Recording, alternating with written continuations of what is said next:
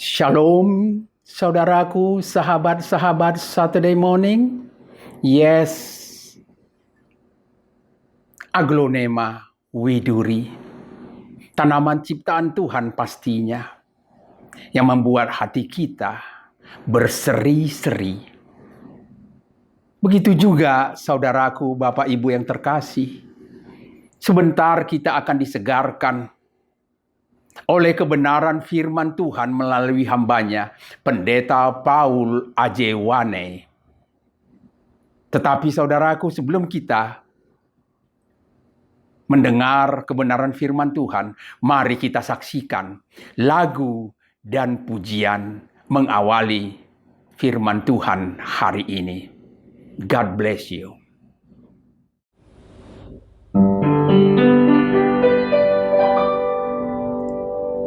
Great is thy faithfulness, O God my Father. There is no shadows in turning with thee. Thou changest not, thy compassions, they fail not. As thou hast been, thou forever wilt be.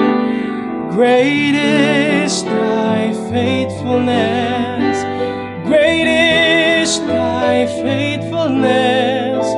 Morning by morning, new mercies I see.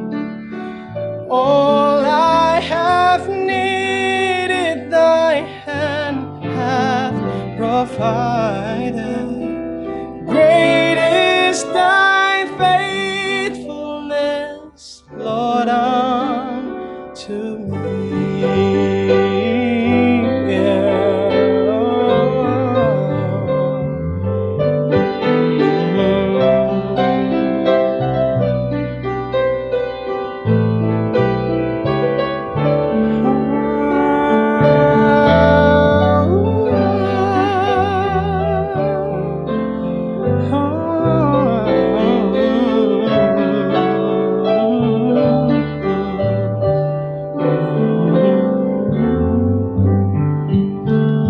Summer and winter, springtime and harvest, sun, moon, and stars in their courses above, join with all nature in manifold witness.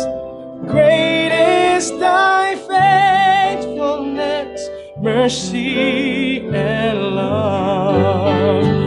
Great is thy faithfulness, great is thy faithfulness. Morning by morning, new mercies I see.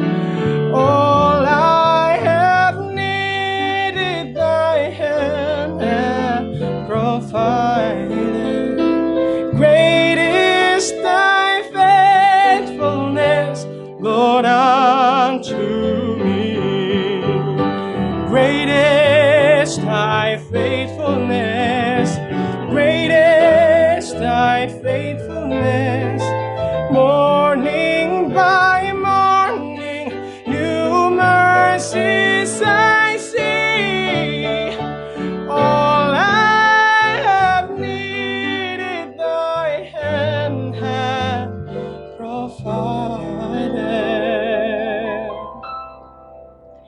Great is thy faithfulness, great is thy faithfulness, great is thy faithfulness, Lord, unto me.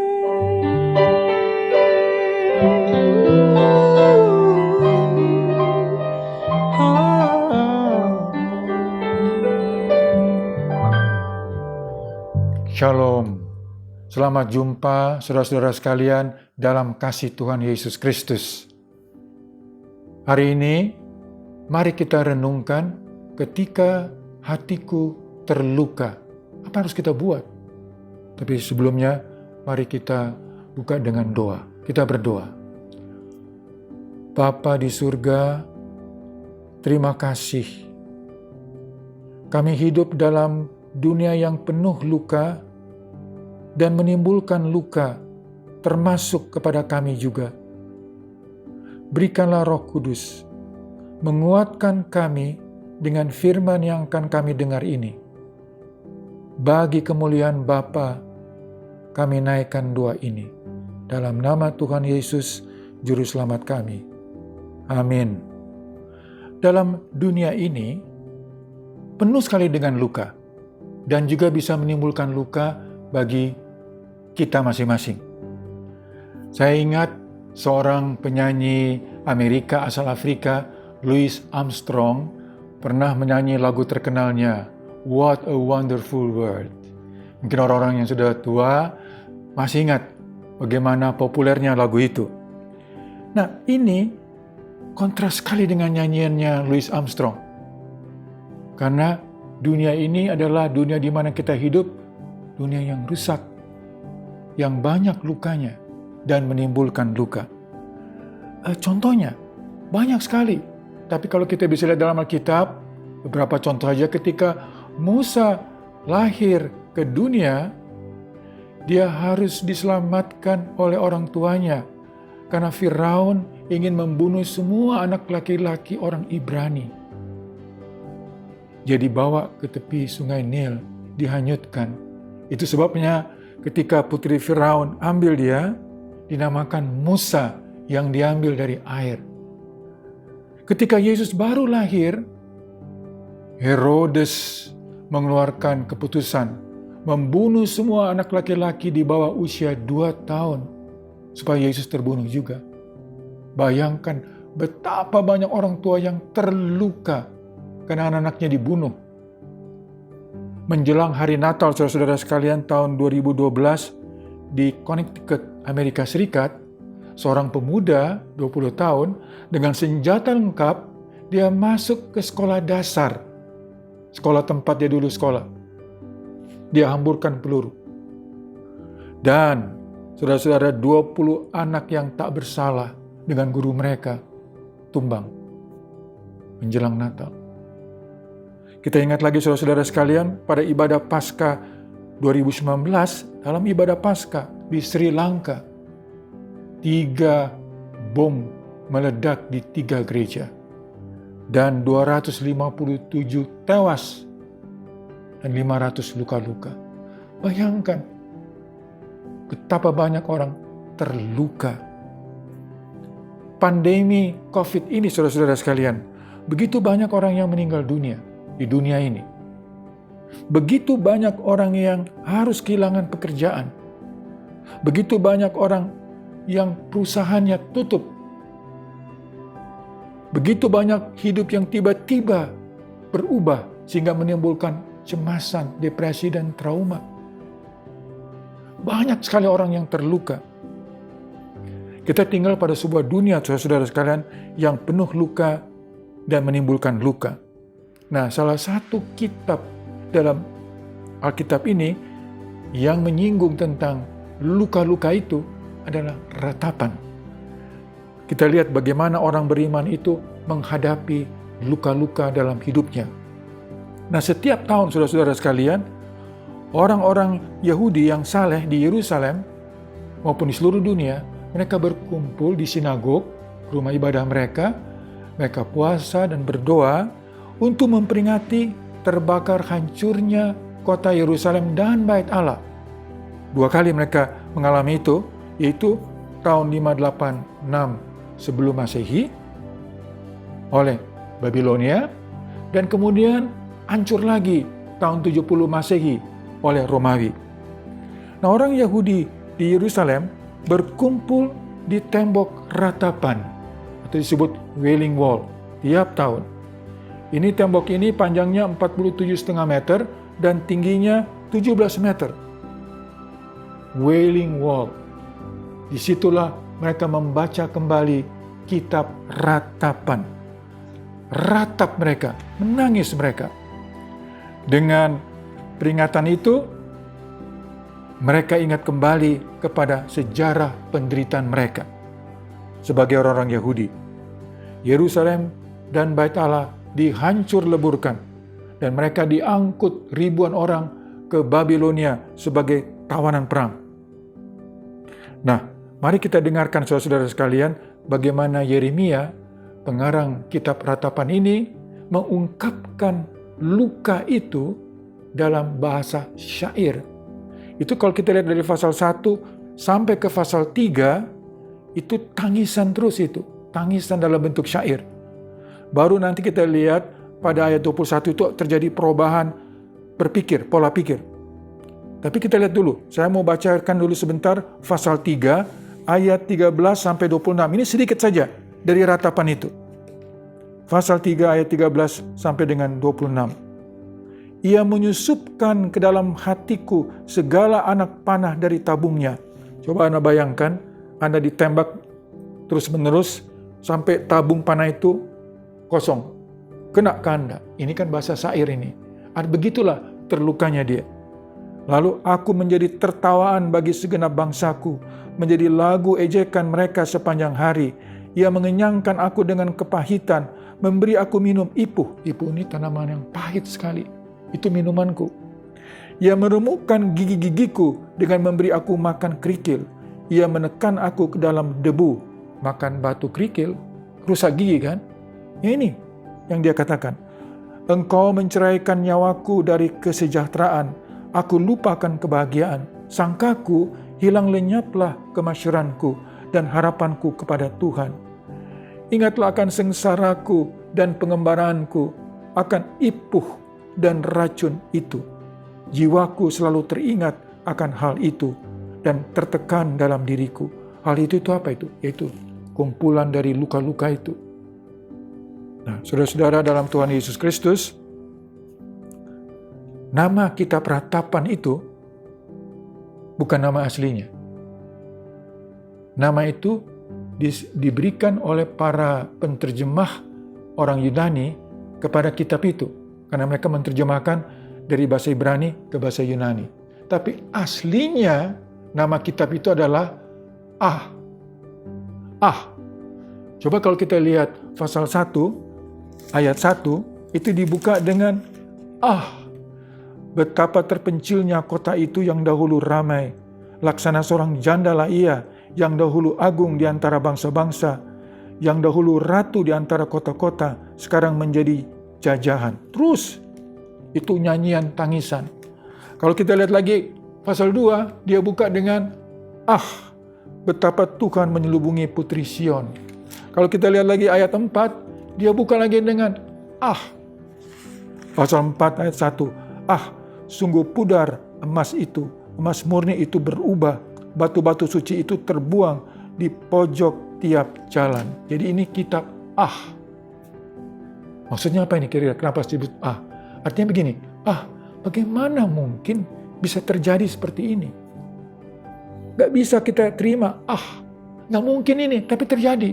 Itu Tahukah kita saudara-saudara, sebelum Yerusalem itu dihancurkan oleh Babylon, dia kepung rapat selama 2 tahun lamanya. Gak ada yang bisa keluar, gak ada yang bisa masuk. Lockdownnya mati betul.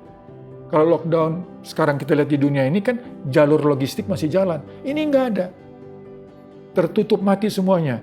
Apa yang terjadi? Sudah bisa terka kan? Bencana kelaparan. Luar biasa kelaparan itu. Sehingga, maaf saudara-saudara sekalian, ibu memakan anaknya. Sampai begitu? Iya. Apalagi orang yang berada mengorek sampah, mau lihat sisa makanan. Apalagi merajalela bencana penyakit sampar. Penyakit sampar ini kan ada kaitan dengan kekotoran, nggak bersih. Penyakit pes. Banyak yang mati. Habis itu apalagi saudara-saudara sekalian? Ketika Yerusalem sudah jatuh ke tangan Babylon, jadi Babylon kemudian masuk ke kota Yerusalem itu, apa yang dia lakukan? Pembantaian. Dia bantai saudara-saudara, orang tua, anak, pemuda, dia bantai semua. Apalah yang terjadi? Pemerkosaan. Apalah yang terjadi? Penjarahan harta milik. Apalah yang terjadi? Bait Allah dikasih hancur, dibakar, dan orang-orang semua ditawan menjadi tawanan perang Babilonia. Ribuan yang diangkut. Tahukah Anda, Bapak Ibu sekalian, apa yang paling menyedihkan ini? Paling menyedihkan, yang paling melukai. Ini diatur oleh Allah. Ya, Allah berada di belakang ini semua. Ini diizinkan Allah untuk terjadi bagi umat Yehuda. Tapi kemudian dalam pasal 21, tanpa disangka-sangka, orang yang terluka itu berubah. Ini orang bilang paradigm shift, perubahan pola pikir tiba-tiba. Saya baca 21. Tetapi hal-hal inilah yang kuperhatikan. Oleh sebab itu aku akan berharap. Nah, bahwa Allah setia. Ini aku ingat kembali. Inilah yang kuperhatikan, maksudnya inilah yang aku ingat. Apa yang kau ingat? Allah setia. Allah setia. Dia berubah pikirannya. Ayat 22, tak berkesudahan kasih setia Tuhan. Tak habis-habisnya rahmatnya. Kalau kita lihat saudara-saudara, slide ini, nah, kuperhatikan tuh artinya aku ingat. Coba menoleh ke belakang. Kira-kira begitu dia bilang sama kita semua. Coba lihat kemurahan-kemurahan Allah. Pernahkah Anda mengalami luka yang luar biasa dalam batin? Coba lihat ke belakang. Pernahkah Allah memberikan kemurahan-kemurahannya kepada Anda? Selalu baru tiap pagi rahmat. Rahmat itu artinya kemurahan. Tuhan adalah bagianku, kata jiwaku. Oleh sebab itu, aku berharap kepadanya. Apa yang mendorong Allah untuk bermurah hati kepada umatnya? Kalau kita lihat gambar ini, kesetiaan Allah itu sumber dari kasih setia Allah. Hesed. Hesed ini melahirkan kemurahan-kemurahan Allah, itu disebut rahmat Allah. Tapi sumbernya kesetiaan Allah. Itu yang diingat oleh Yeremia. Ketika semuanya sudah hilang, dia alami. Cuma ada satu dia ingat. Tentang diri Allah itu. Tentang sifat Allah. Setia. Allah itu setia. Kalau dia pernah buat janji, dia pegang janji itu. Walaupun dia lagi hukum sekarang umatnya. Tapi dia ingat akan janjinya. Saudara-saudara, dia bilang di sini, besar kesetiaanmu. Jadi ingat saya kepada nyanyian Great is thy faithfulness. Wah, terkenal sekali nyanyian itu, dikarang oleh Thomas Chisholm pada tahun 1923. Jadi, ketika kita terluka dan yang ada dalam benak kita tak lain hanya penderitaan, yang kita lihat ke depan tak lain makin banyak penderitaan itu. Nah, seandainya demikian, bawalah diri kita untuk ingat akan kesetiaan Allah. Nah, sekarang keputusan mesti diambil. Tuhan adalah bagianku, kata jiwaku. Bagian tuku artinya apa itu? Artinya Tuhan adalah segala-galanya bagiku. Tuhan adalah hidupku. Tuhan adalah semuanya bagiku. Sebab itu aku berharap kepadanya.